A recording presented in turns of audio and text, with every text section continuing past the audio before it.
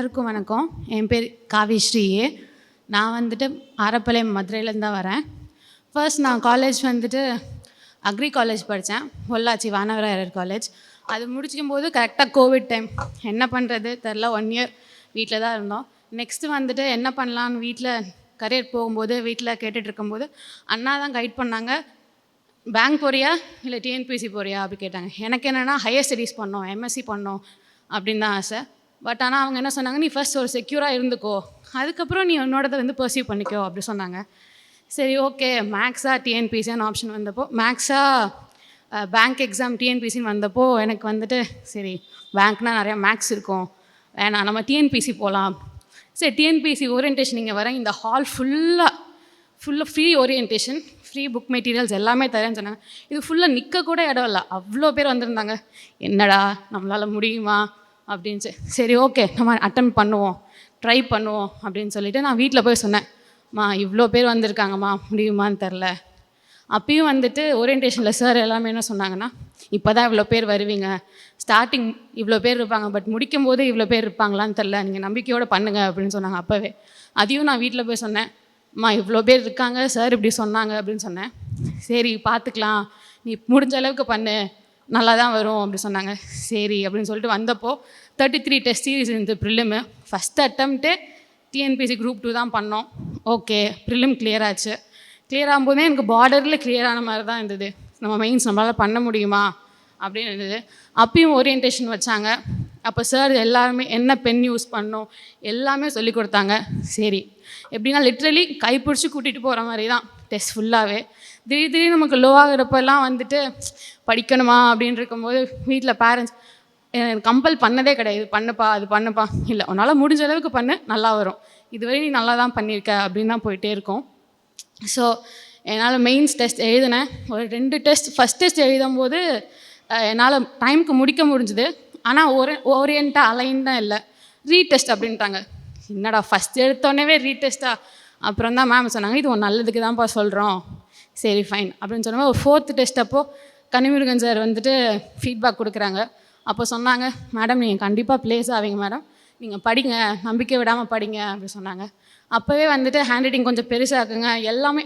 இப்போ 25 test series போச்சுன்னா மெயின்ஸில் எல்லாத்துக்குமே அவங்க வந்துட்டு 1-to-1 ஃபீட்பேக் கண்டிப்பாக கொடுப்பாங்க. நான் வரலைனாலும் ஆஃபீஸ்லேருந்து கால் பண்ணி எல்லாருக்குமே சொல்லுவாங்க, இந்த மாதிரி வந்துட்டு ஃபீட்பேக் கொடுக்க வந்திருக்கோம், நீங்கள் வாங்க அப்படி சொல்லுவாங்க.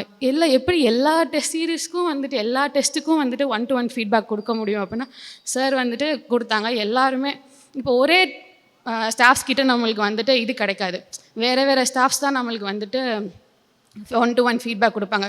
ஸோ டிஃப்ரெண்ட் டைப்ஸ் ஆஃப் நம்மளுக்கு வந்து தெரியும், நம்ம என்ன தப்பு பண்ணியிருக்கோம், என்னென்ன மாற்றிக்கணும் அப்படின்னு சொல்லுவாங்க. சரி அப்படின்னால நான் வந்துட்டு கடைசியில் மெயின்ஸ் எழுதி முடிக்கிறேன். முடித்ததுக்கப்புறமே ஒரு ஒன் இயர் தான் நம்மளுக்கு இன்னும் ரிசல்ட் வரவே இல்லை. அப்பயுமே எனக்கு ஒரு மாதிரி இருந்தது, நம்ம என்ன பண்ணுவோம், நெக்ஸ்ட் ஸ்டெப் என்ன பண்ணுவோம் அப்படின்னும் போது நான் சும்மா வந்துட்டு ஸ்டடி ஹாலில் வந்து உட்காந்துருப்பேன். இவங்கெல்லாம் படிக்கிறாங்க, நம்ம மோட்டிவேட் ஆகும் அப்படின்னும் போது எல்லாருமே படிச்சுட்டு இருக்கும்போது சரி குரூப் 1 அப்ளை பண்ணுவோம் அப்படின்னு நான் அப்ளை பண்ணேன். பட் ஆனால் அதுக்குள்ளே ரிசல்ட்ஸ் வந்துருச்சு, குரூப் 2 கிளியர் பண்ணியாச்சு. ஸோ நான் வந்துட்டு என்சிசி டிபார்ட்மெண்ட்டில் அசிஸ்டண்ட் எடுத்திருக்கேன். நான் இந்த ஸ்டேஜ் வந்துட்டு எதுக்கு நான் வரணும், பேரண்ட்ஸ் எல்லாம் கூட்டிகிட்டு வரணும்னா தேங்க்ஸ் சொல்லணும் அப்படின்றதுக்காக தான் நான் இங்கே வந்ததே. ஏன்னா வந்து ஃபர்ஸ்ட் யூனிவர்ஸ், அதுக்கு தான் நான் ரொம்ப நம்புவேன், அதுக்கு தேங்க்யூ. அப்புறம் ஃபேமிலிக்கு, அப்புறம் ஃப்ரெண்ட்ஸ், அப்புறம் நாங்கள் வந்து ஸ்டடி ஹால் ரொம்ப ஹெல்ப்ஃபுல்லாக இருந்தது. நாங்கள் ஒரு கேங்காக தான் மோஸ்ட்லி படிப்போம். நான் வந்துட்டு கம்பைன் ஸ்டடி பண்ணல அப்படின்னும் போது மோஸ்ட்லி பண்ண மாட்டேன், ஆனால் எனக்கு பண்ணணும் அப்படின்னு தோணும். அப்போ வந்துட்டு என் ஃப்ரெண்ட்ஸ் அவங்களே என்னை இன்க்ளூட் பண்ணிப்பாங்க, வா படிக்கலாம் அப்படின்னு சொல்லுவாங்க. அவங்களுக்கு ரொம்ப தேங்க்யூ. அதுக்கடுத்து வந்துட்டு என்னோடய ஃபுல் ஜேர்னியில் ஒரு முக்கியமான பர்சன்னா எங்கள் அண்ணன் மட்டும்தான். ஆனால் வந்துட்டு அவங்க இப்போது இங்கே நான் காலைல 8 மணிக்கே ஸ்டடி ஹாலுக்கு வந்துடுவேன், ஈவினிங் 7 மணிக்கு வந்து அவங்க தான் பிக் பண்ணிட்டு போவாங்க. இங்கே எல்லோரும் சொல்லுவாங்க, இங்கே ஆரப்பாளையம் தானே, நீ ஆட்டோ பிடிச்சி வந்துடலாம், எதாவது பண்ணிடலாம். அவங்க பூஜா, என்னை வீட்டில் பூஜான்னு சொல்லுவாங்களா, வேண்டாம் நீ அங்கேயே இரு, நானே வந்து கூட்டிகிட்டு போகிறேன், நான் பார்த்துக்கிறேன் அப்படின்னு சொல்லுவாங்க. செல்வி காவிஸ்ரீ அவர்களின் குடும்பத்தினரை மேடைக்கு வரும்படி அன்புடன் அழைக்கிறோம். அப்புறம் இந்த நாளுக்காக நான் ரொம்ப நாளாக என் மைண்ட்குள்ளே இந்த செனாரியோ ஓடிட்டே இருக்கும், ஒரு அச்சீவர்ஸ் மீட் வைப்பாங்க, நம்ம பேசணும். ஏன்னா நம்ம அங்கே ஸ்டடி ஹாலில் படிச்சுட்டு இருக்கும்போது இந்த சைடு இங்கே அச்சீவர்ஸ் மீட் போயிட்டுருக்கோம். அப்போ வந்துட்டு ஃபுட்டாக இருக்கட்டும், இல்லை அவங்களுக்கான ஒரு வரவே ரிசப்ஷனாக இருக்கட்டும், இல்லை பேட்ச்லாம் கொடுப்பாங்க, ஷீல்லாம் கொடுப்பாங்க, ரொம்ப ஆர்வமாக இருக்கும். ஸோ இந்த நாள் வச்சதுக்கு தேங்க்யூ. கடைசியாக முடிக்கும்போது வந்துட்டு என்னென்னா ட்ரஸ்ட் த ப்ராசஸ். இங்கே கொடுப்பாங்க, அதை நம்ம ஃபாலோ பண்ணால், ஒழுங்காக நம்ம ஃபாலோ பண்ணாவே நம்மளுக்கு வந்துட்டு கரெக்ட் ரிசல்ட் எனக்கு வந்தது. ஸோ எல்லாருக்கும் வரும். தேங்க்யூ. நான் ஒரு 17 இயர்ஸ் கான்ட்ராக்டர், ஃபஸ்ட் கிளாஸ் கான்ட்ராக்டாக இருந்துட்டு பிஎஸ்சி பிஇ, அப்புறமேலு 12.5 இயர்ஸ் குடிசை மாற்று வாரியத்தில் நான் வந்து உதவி நிர்வாக பொறியாளர் இருந்துட்டு ரிட்டையர் இப்போ தான் ஆனேன். நான் என் ஒய்ஃப் ஈவேரா ஸ்கூலில் வேலை பார்க்குறாங்க.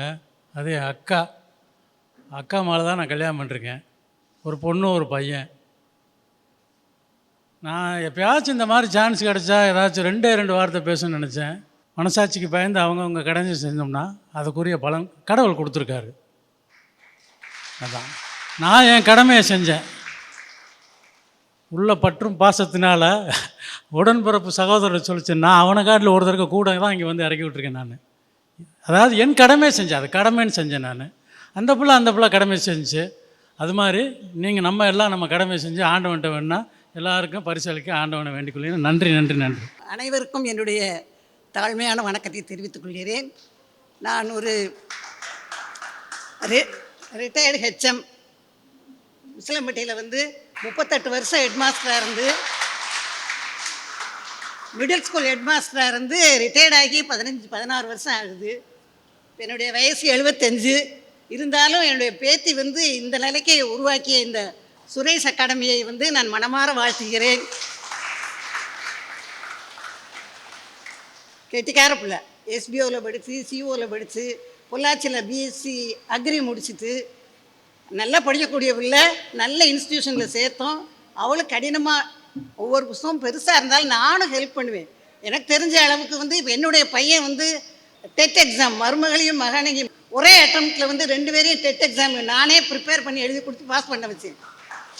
அது மாதிரி இந்த பொண்ணையும் நான் அப்பப்போ கூட சொல்லுவேன், ஒன்றும் கஷ்டமே இல்லைப்பா, மற்ற எக்ஸாம்களை காட்டிலையும் நீ பிஎஸ்சி அக்ரி இதில் காட்டிலையும் இதை முடிச்சுக்க, ஈஸியானது, ஒன்றுமே இல்லை. ப்ரிலிமினரியில் இங்கிலீஷில் 100 மார்க் எடுக்க போகிறோம், மென்டல் எபிலிட்டியில் ஒரு 25, அப்புறம் யூனிட் டெஸ்ட்டில் வந்து ஒரு 10 யூனிட் கொடுத்துருக்காங்க, அதில் வந்து ஒரு 75 மார்க் ஈஸியாக எடுத்துகிட்டு போயிடலான்னுவேன்.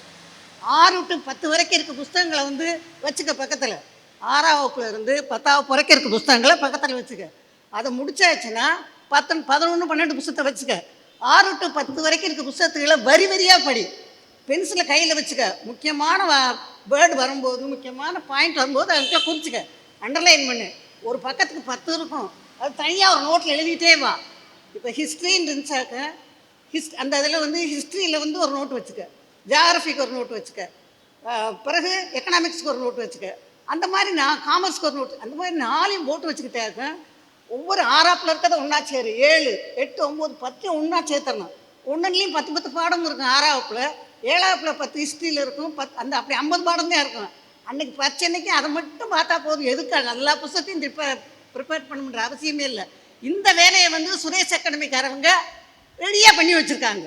இப்போ நான் சொன்ன வேலையை 6லேருந்து எல்லா புத்தகத்தையும் உள்ள பாயிண்ட்ஸுகளில் மொத்தமாக கேதர் பண்ணி மொத்தமாக அவங்க நோட்ஸ் கொடுத்துருக்காங்க. அப்போ அந்த புத்தகத்தை அப்படியே வச்சிடலாம். அவங்கள நம்பி, யாரை, சுரேஷ் அகாடமிக்காரவங்க ப்ரிப்பேர் பண்ணி வச்சுருக்க நோட்ஸை நம்பி நம்ம வந்து 6 to 10 வரைக்கும் இருக்க புத்தகங்களை வச்சிடலாம். வச்சுட்டு இதை மட்டும் படித்தாலும் போதும். நான் செக் பண்ணியிருக்கேன், அந்த புத்தகத்தில் இருக்கிறதெல்லாம் இது விடுபட்டுருக்குமானா நிறைய அங்கங்கே கேதர் பண்ணி, மேலும் வந்து பெரிய யூஜி புத்தகங்கள், பிஜி புத்தகங்கள்லாம் வந்துமே அவங்க ப்ரிப்பேர் பண்ணி சேர்த்து என்ன செஞ்சுருக்காங்க, எடுத்து வச்சுருக்காங்க. கொஞ்சம் ஹார்ட் ஒர்க் பண்ணணும்னா நமக்கு வந்து ஹார்ட் ஒர்க் தான் என்னுடையது. பாதி அறிவு இருந்தால் போதும், பாதி ஹார்ட் ஒர்க் வேணும்.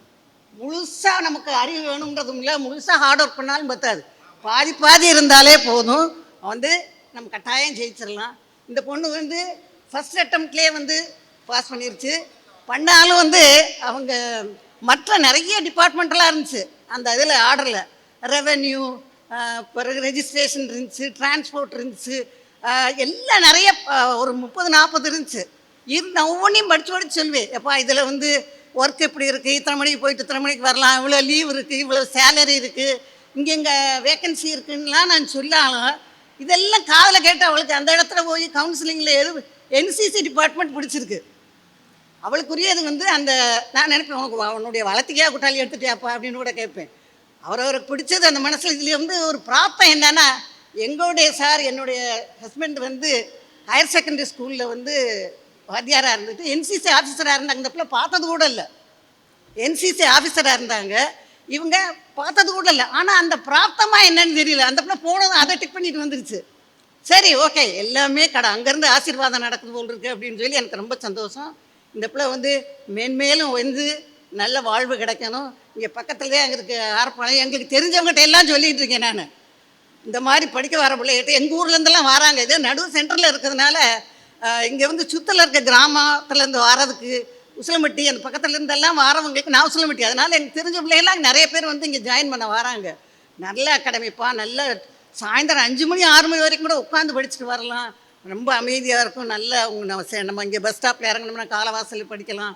நல்ல ஆனால் கட்டாயம் அவங்கள வந்து ஒரு போஸ்டிங் வாங்க வச்சுப்பிடுவாங்க, கவர்மெண்ட் ஆஃபீஸராக போயிடலாம் அப்படின்னு சொல்லி நான் நிறைய பேரை சேர்த்துருக்கேன். இனிமேயும் சேர்ப்பேன். இந்த அகாடமி வந்து மென்மேலும் உயர என்னுடைய வாழ்த்துக்கள். ஒன்று இங்கே இருக்க ஸ்டாஃப்ஸ் எல்லாருக்குமே ரொம்ப தேங்க்யூ. ஏன்னா வந்து நம்மளே மோட்டிவேட் இல்லாதப்போ நான் அவங்க வீட்டில் ஃபோன் பண்ணி சொல்லட்டா அந்த மாதிரிலாம் கேட்பாங்க. ஏன்னா நம்ம மெயின்ஸில் மார்க் கம்மியாக எடுத்துருப்போம், டெஸ்ட்டில் அந்த மாதிரி பண்ணுவாங்க. அப்புறம் மேக்ஸ் எனக்கு இங்கே சொல்லிக் கொடுத்த எல்லா ஸ்டாஃப்ஸுக்குமே, ஏன்னா மேக்ஸ் நான் ஜென்ரலி வீக், ஆனால் நான் வந்துட்டு ப்ரிலிமில் வந்து 24 அந்த ஒன்றுமே நான் வந்துட்டு இங்கே சொல்லி கொடுத்துருந்தாங்க. நான் தான் தப்பாக போட்டிருந்தேன். ஸோ அந்த 25 வாங்க வச்சதுக்கும் இன்ஸ்டியூட்டுக்கு ரொம்ப தேங்க்யூ சார். என்னுடைய சர்வீஸ் வந்து 38 வருஷம் மிடில் ஸ்கூல் ஹெச்எம். ஒரு கிராம பகுதியில் இருந்தாலும் எங்கள் டிஓ எங்களுக்கு விசிட் வரவங்க சொல்லுவாங்க, ஒரு மலையடி வாரத்தில் இருக்க ஸ்கூலில் போய் பாருங்கள், அவங்க எப்படி வச்சுருக்காங்கன்னு பாருங்கன்னுவாங்க. அந்த மாதிரி ஒரு விசிட்டுக்கு வந்தாலும் ஒரு இன்ஸ்பெக்ஷன் வந்தாலும் ஒரு சின்ன தப்பு கூட சொல்லிடக்கூடாதுன்ற அளவுக்கு பயந்து செய்வேன். அந்த மாதிரி செஞ்சதுனால என்னுடைய ஸ்கூல் வந்து மதுரை மாவட்டத்தில் பெஸ்ட் ஸ்கூல் அவார்டுன்னு சொல்லி 3 ஸ்கூலில் ஒரு ஸ்கூல் நான் வாங்கினேன். 2வது வந்து அதை பேஸ் பண்ணி ஸ்டேட் அவார்டு வாங்கி சென்னையில் போய் கல்வி அமைச்சர்கிட்ட வாங்கிட்டு வந்தேன்.